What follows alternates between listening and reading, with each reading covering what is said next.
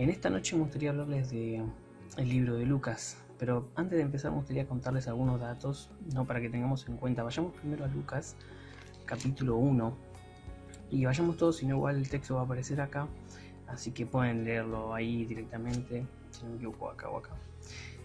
En este libro de Lucas podemos encontrar que él primero era un médico, ¿no? Después vamos a ver más adelante, ¿no? En Hechos, cómo él, en su viaje misionero con Pablo, ¿no? Cómo él se va revelando también a su persona de a poco.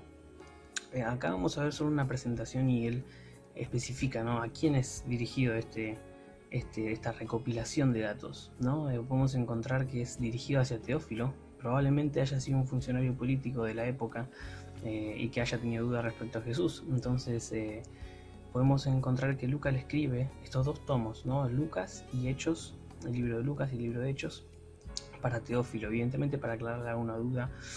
Ahí el versículo 4 del capítulo 1 dice así, dice: para que conozcas bien la verdad de las cosas en las cuales has sido instruido, para que conozcas bien la verdad. Y pienso que Lucas tuvo este objetivo, ¿no? Él era médico, él era un hombre de descendencia gentil, muy probablemente.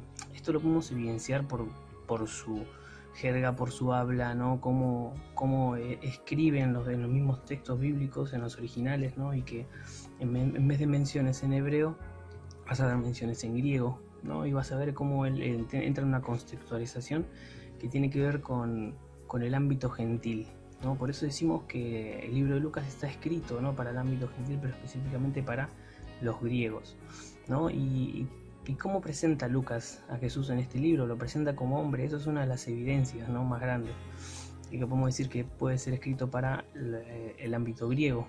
Claramente que Lucas estaba inmerso, ¿no? En ese mundo, en el mundo gentil, y entendía el contexto, entendía las situaciones sociales difíciles.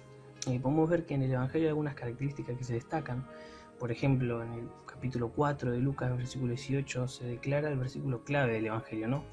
Que dice que él vino a dar libertad a los oprimidos, a los pobres. Y en el libro de Lucas vas a verlo en muchas situaciones y muchos milagros que él menciona con personas marginadas, con personas o discapacitadas o marginadas o de un ámbito social del común. Y vas a verlo siempre destacando esos detalles, ¿no? A los marginados, ¿no? Pero a los que estaban separados socialmente, discriminados. Podemos encontrar también en el Evangelio, ¿no? Que Lucas hace un énfasis directamente a Jesús como un hombre, ¿no? Puede destacar muchas cosas, pero siempre destaca de que el Hijo de Hombre, ¿no? Y ese es el detalle que nosotros tenemos que tener en cuenta para ver este libro. También podemos ver cómo en el libro de Lucas se destaca la niñez de Jesús, se destaca su nacimiento, en que esos son detalles que no están en otros libros. Así que podemos encontrar en Lucas, ¿no? Estos detalles que no están en los otros evangelios. El libro fue escrito entre el 50 y el 60 más o menos, después de Cristo. No se sabe bien la fecha, es dudosa, así que más o menos es entre esa fecha que se escribió el libro de Lucas. Pero bueno, vos fíjate que las razones, ¿no? Las razones de Lucas las escribe ahí en el 1 al 4. Dice: puesto que ya muchos han tratado de poner en orden la historia, versículo 1 del capítulo 1. Eso es lo que Lucas quiere hacer, quiere poner en orden, ¿no? Esto de poner en orden quiere decir recopilar los datos verdaderos. Y así es como Lucas se presenta. Pasaba en ese tiempo ya de que el hombre dudaba de la verdad, el hombre decía: no, esto no es verdad, esto sí es verdad, esto no. Y es lo que pasa ahora, ¿no? Vivimos en un momento difícil hoy de la humanidad, ¿no? No sabemos hasta si lo que dicen los políticos es verdad, ¿no? Lo que hace la policía, los sistemas corruptos. No sabemos si de repente una persona, ¿no? Anónima de repente sale en las redes y publica cosas sobre otros, sus pecados ocultos, ¿no? Y no sabemos qué es verdad. Estamos todos desesperados. Hablaba la semana con un chico, ¿no? Y él me decía: Mati, me decían qué hago, ¿no? Que no sé qué creer, si es verdad o no. Le digo, me dice, y yo le digo: bueno, pero esto no debe influir y no debe hacer nada en nuestras vidas si nosotros sabemos que la verdad es Jesús, ¿no? Y es por eso que el libro de Lucas presenta a la verdad, ¿no? Y pienso que en la historia de la humanidad vamos a encontrar siempre, ¿no? La subjetividad, ¿no? Siempre de no saber si es verdad o no. Pero claramente Lucas ahora aclara y dice, esta es la verdad, esta es la verdadera historia, y por eso él quiere presentarle a Teófilo diciéndole, mira, esta es la verdadera historia, necesito que creas, te voy a mostrar todo lo que hay, ¿no? Pero él no se dio cuenta que Jesús por sí solo puede mostrar su veracidad. Y Jesús demuestra que es la verdad y demuestra que es la única base sólida de nuestra fe que nos puede mantener quietos en el momento de la tempestad. Vamos a ver, mira, Jesús mismo mostró su veracidad en 3 aspectos de lo que te quiero hablar, que demostró su veracidad, no la verdad, la verdadera historia, en 3 aspectos que vamos a estar mencionando. Vayamos a Lucas 4:22. Lucas 4:22 dice así. Dice, y todos daban buen testimonio de él y estaban maravillados de las palabras de gracia que salían de su boca. Y decían, ¿no es este el hijo de José? Vamos a ver, encontrar a Jesús, ¿no? Cuando nació, nadie lo conocía, no sabían quién era. Todos decían, ¿quién será esta persona? ¿No? De repente empezó a hacer milagros y comenzó su ministerio ahí en el Jordán, en el río Jordán, cuando fue bautizado por Juan el Bautista. Vamos a encontrar que su testimonio ya empezó desde cuando estaba en el templo, ¿te acordás? Y aparecen 2 personas, ¿no?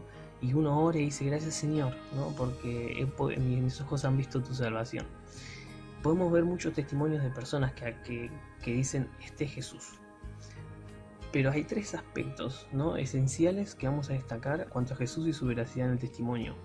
Primero podemos ver que es escritural, ¿no? Las escrituras anunciaban esto y Lucas lo aclara y lo dice, mira, las escrituras anunciaban que Jesús era el Mesías. Mira, podemos encontrar ahí en Zacarías, ¿no?, 1:70, donde dice que él habló a través de sus santos profetas. Zacarías mismo entendía que la Biblia hablaba de Jesús, ¿no? Y que él alababa al Señor y recordaba esto, ¿no?, que Jesús era el que vino y que es el que está ahí con ellos.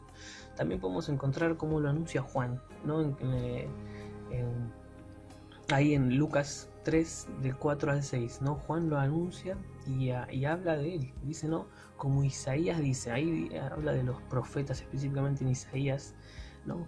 Y ahí aclara que hay un versículo específico en Isaías que habla de esto, ¿no? Y que dice, como Isaías dice. También podemos encontrar en Lucas 4, 18 y 19, también Isaías, pero ya ahora Jesús presentándose, ¿no?, diciendo que yo soy esa persona, siervo sufriente, que ha venido al mundo y que ahora está para morir por nosotros. El testimonio escritural es increíble, vas a encontrarlo en muchos lugares, pero su genealogía Lucas declara en capítulo 3, 23 al 28, de que él era el Mesías, ese anunciado que tanto esperaban, y se demuestra en su descendencia, ¿no?, a través de María.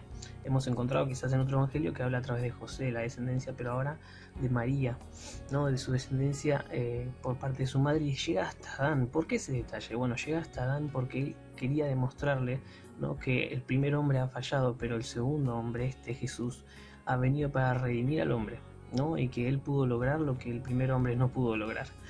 Así que podemos encontrar también en las escrituras, es el anunciado del Mesías, es un testimonio irrefutable que las escrituras anuncian que él era y que lo demuestra Lucas en este libro. Pero la segunda cosa es que le muestra su testimonio en sus acciones, ¿no? Podemos ver que haciendo milagros y restaurando vidas, Jesús mismo demostró, ¿no?, él por sí solo, que era la verdad, que era verdadero, que era auténtico, que era real. Mirá, haciendo milagros como vemos en Lucas 8:39.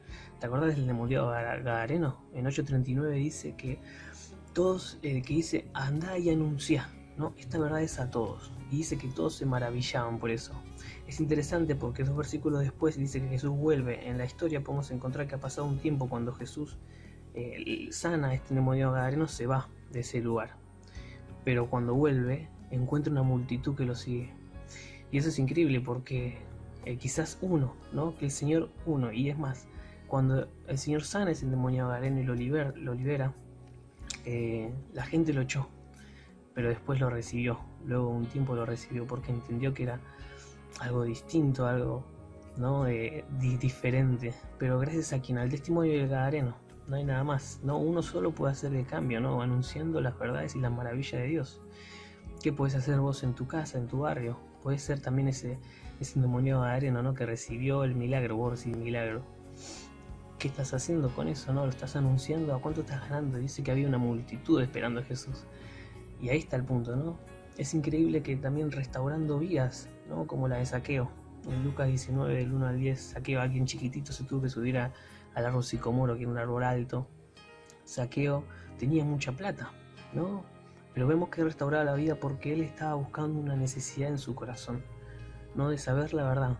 Y él restauró vidas de personas que, aunque estén en un buen posicionamiento social, quizás eran marginados de la sociedad porque no lo querían, porque era un publicano que le cobraba impuestos, ¿no? Y Zaqueo ahí recibió la bendición de Dios al ser restaurado.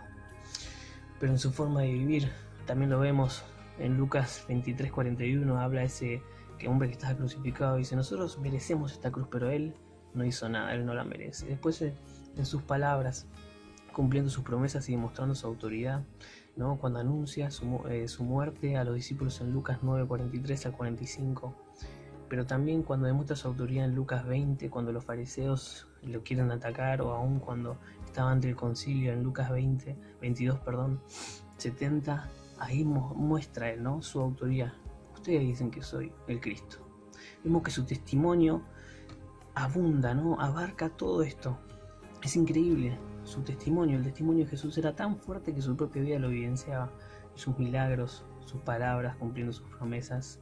Claramente Jesús alcanzó a otros por su testimonio. Era tan fuerte que la veracidad de su testimonio daba y declaraba que Él era la verdad, ¿no? Pero como segunda cosa, Jesús demostró su veracidad a través de su influencia en dos cosas. Jesús en Lucas 24:32, vamos a leerlo, dice: y se decía en el otro: ¿no ardía nuestro corazón en nosotros mientras nos hablaba en el camino y cuando nos abría las escrituras? Jesús acá en el camino de Emaús había presentado a estas dos personas, discípulos que no sabían que era Jesús, pero cuando partió el pan, dice que ahí se dieron cuenta. Y ellos dicen: no ardía nuestro corazón cuando nos enseñaba. Es que la influencia se ejercía cuando enseñaba.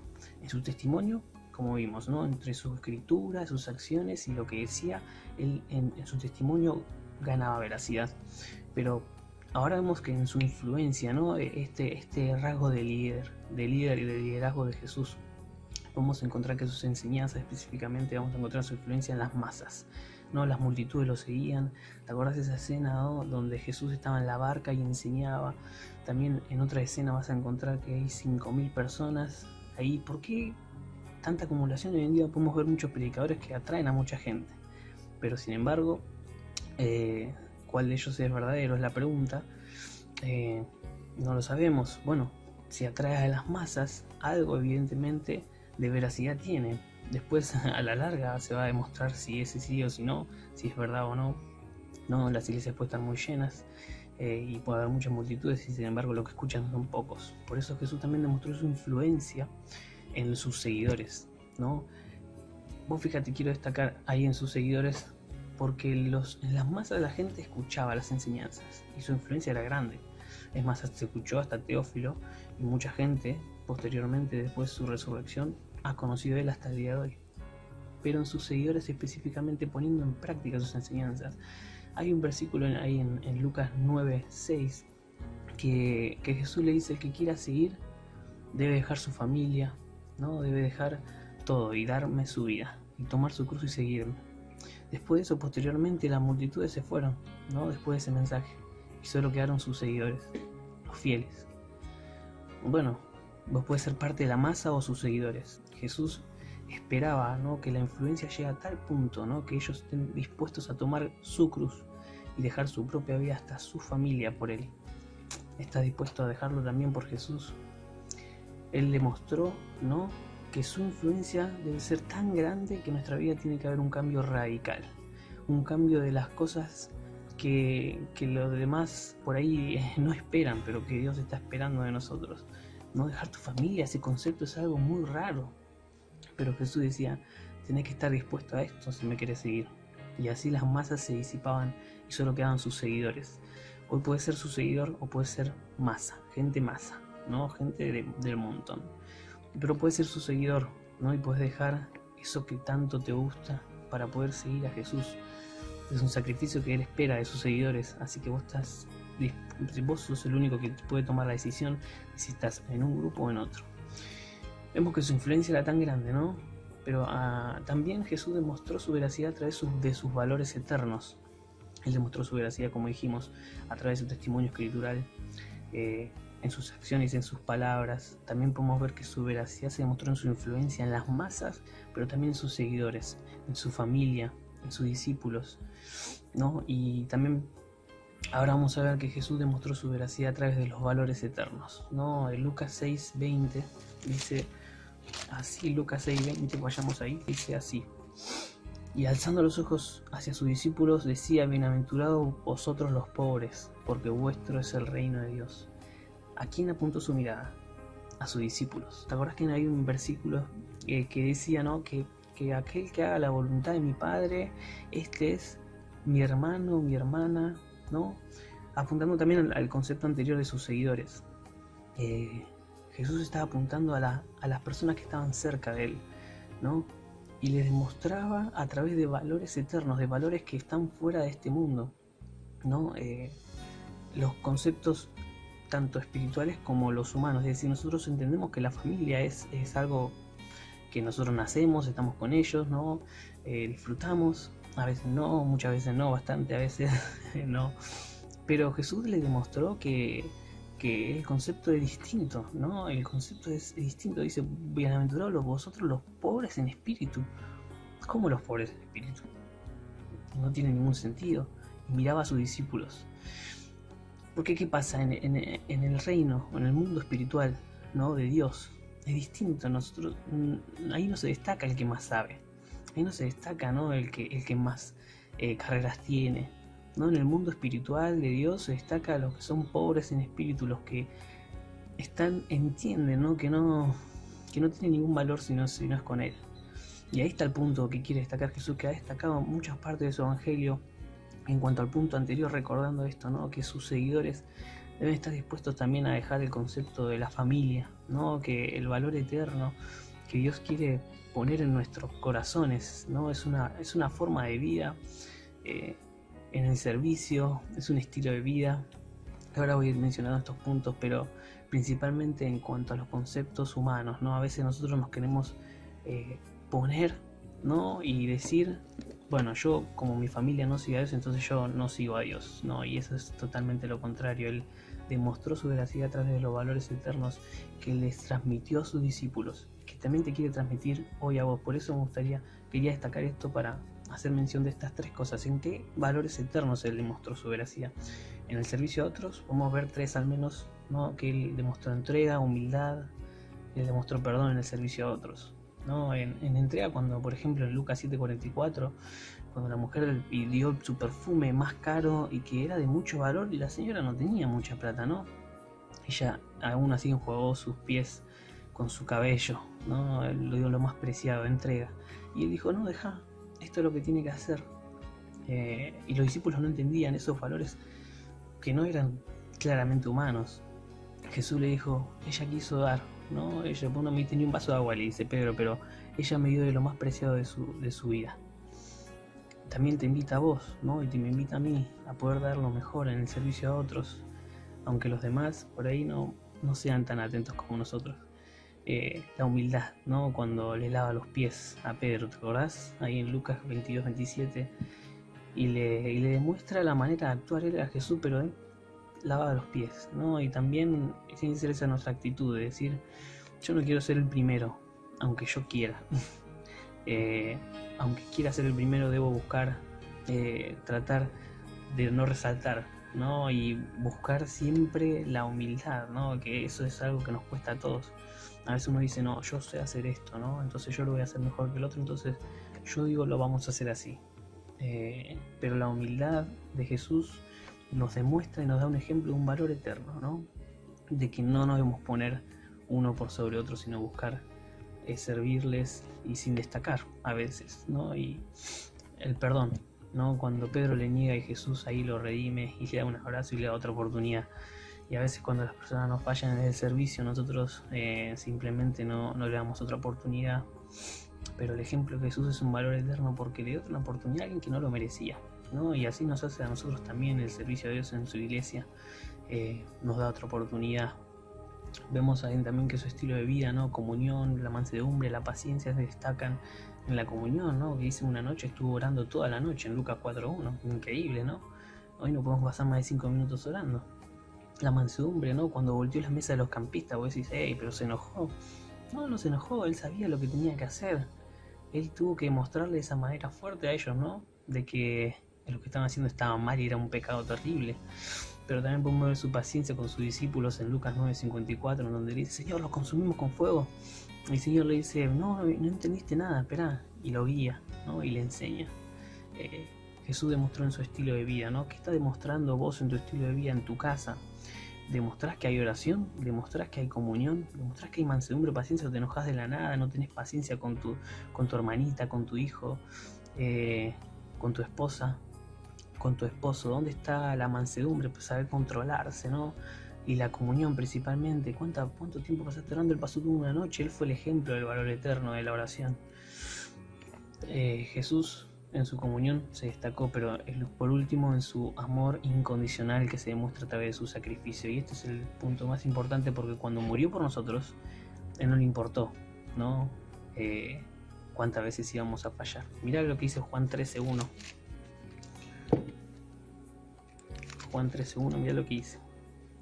Antes de la fiesta de la Pascua, sabiendo Jesús que su hora había llegado para que pasase de este mundo al Padre, como había amado a los suyos que estaban en el mundo, los amó hasta el fin.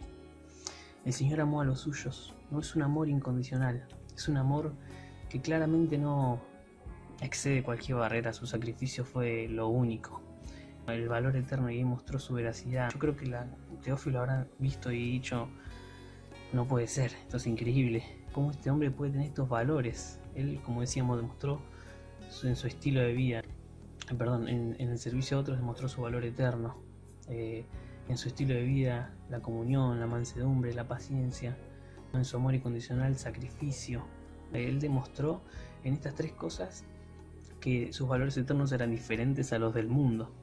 Y como repasamos y vemos, Jesús demostró en tres cosas su veracidad: en su testimonio, en las escrituras, en sus acciones, en sus palabras. Pero también demostró su veracidad a través de su influencia en las masas, pero también en sus discípulos y también en sus valores eternos, cambiando el concepto del mundo y dejándonos a nosotros hoy estas enseñanzas, como vimos en el servicio a otros, pero como vemos también en su estilo de vida y en su amor incondicional entregándose por nosotros. Jesús mismo ha demostrado su veracidad. Lucas trataba de demostrar su veracidad, ¿no? Para que conozcas bien la verdad, él decía. No es así, él puede mostrar solo su veracidad. Y como resaltamos en su amor incondicional, para mí fue y es, ¿no? Lo que a nosotros, cada uno debería movernos a buscarle cada día más, porque nos amó y nos amó hasta el fin. Y a vos te amó hasta el fin, y a mí también. Es un versículo que me encanta porque me dice, me amó hasta el fin. Jesús tenía un amor incondicional, ¿no? Hacia nosotros. Su cruz fue una cruz incondicional. O sea, si nosotros tendríamos que hacer algo por alcanzar la salvación, no la alcanzaríamos nunca. Por eso su cruz es incondicional.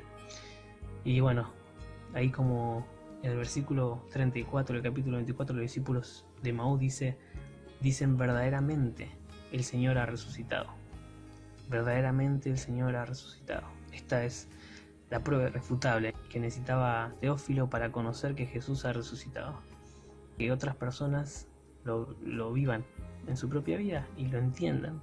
¿Entendés esto? Puedes entender esta realidad de Jesús ha resucitado. Jesús es la verdad. ¿Qué estás esperando esta noche para poder empezar a ser de influencia en tu casa? ¿Estás esperando para que tu testimonio reflote tus palabras en tus acciones, pero también que tu estilo de vida, tu comunión resalte en tu casa también? Esta es una oportunidad para hacerlo. Estás 24 horas con tu familia. Así que te invito a que puedas también ver el ejemplo de Jesús en estas tres cosas y que en esta noche puedas tomar una decisión en alguna de estos aspectos. Quizás necesitas servir a otros más, quizás necesitas más comunión, pero quizás necesitas demostrar tu amor hacia otros como Jesús lo hizo. Esta noche es una nueva oportunidad. Oramos. Señor, gracias porque nos das esta oportunidad de poder vivir para ti, de poder serte fieles, Señor, y buscarte un poquito más. pero Señor, te pedimos perdón por nuestra infidelidad porque hemos muchas veces fallado, Señor. Y en el libro de Lucas encontramos que la verdad resalta, Señor, en ti, en tu persona. Y que de esa manera nosotros podemos también demostrar al mundo la verdad. Señor, gracias por tu palabra. En el nombre de Jesús. Amén.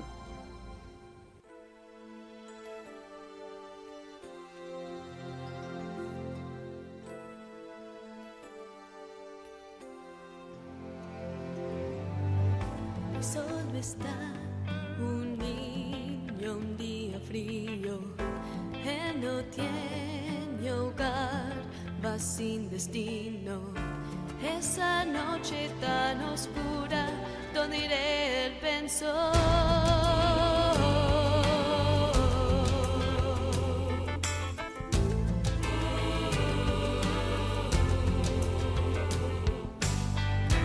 A ninguno le importa ella solo un amigo anhela. Puede ser que alguno ame su belleza interior. Necesitamos a Cristo, solo a Él, tan solo a Cristo. No hay tiempo que perder, es la respuesta a las preguntas que hay en nuestro ser. Precisamos a Jesús, tan solo a Él.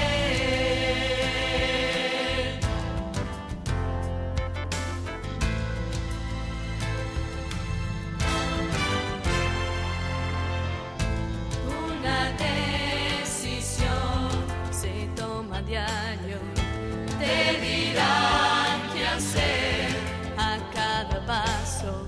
Tan solo Él prometió que siempre allí estará.